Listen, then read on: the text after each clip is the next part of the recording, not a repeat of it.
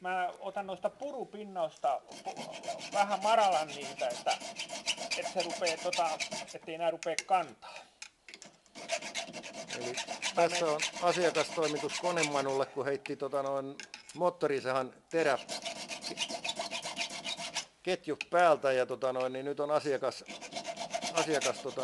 odottaa, että hoidetaan samaa hintaan ketju kuntoon ja Konemanu opastaa samalla, mitä tässä tapahtuu. Juu, mä tässä otan näistä purupiikeistä pois, maralan näitä, ettei se rupee kantaa. Ja sen jälkeen kun mä oon nää maraltanut, niin tää teräketjut erotetaan. Right. Ja, tää on niinku semmonen eka työvaihe on tää. Ja tossa sä aluksi pistit tällä, oliko tää smirkeli vai mikä tää? Niin, juu, tällä mirkelillä sitten vedetään saa sen sitten niinku Mut sen sä teit tähän niinku aluksi, vai teekö sä vielä lopuksikin? Joo, mä teen tän lopuksi, että erotan tuolla.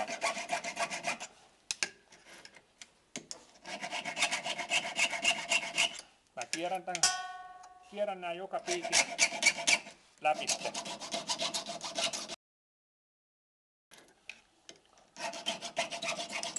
Ja tää kulma on liki kohti suoraan. Tällä ei joku vaan, tällä vaan maralletaan. Toi on sitten tarkkaa, kun ruvetaan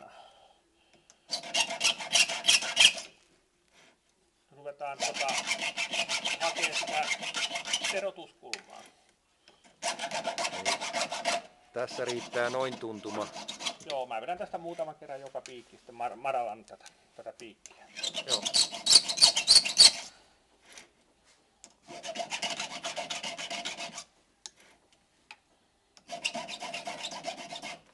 No niin, sitten mä haen täältä oikein kulman.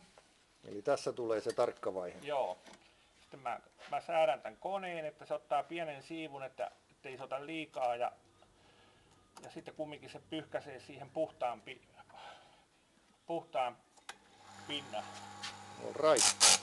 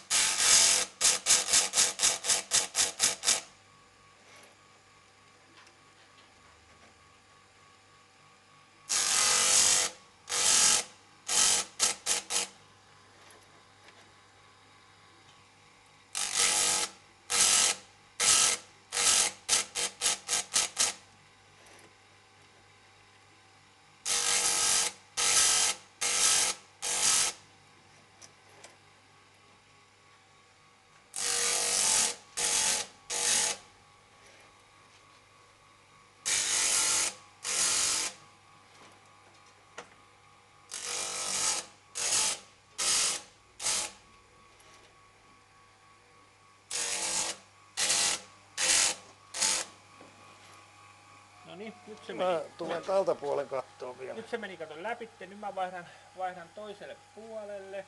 Nyt mä vedän sen toisen puolen. Right, otettiin vähän kuvakulmaa katsojillekin ystävällisempään kulmaan. Jaha, sammutetaan.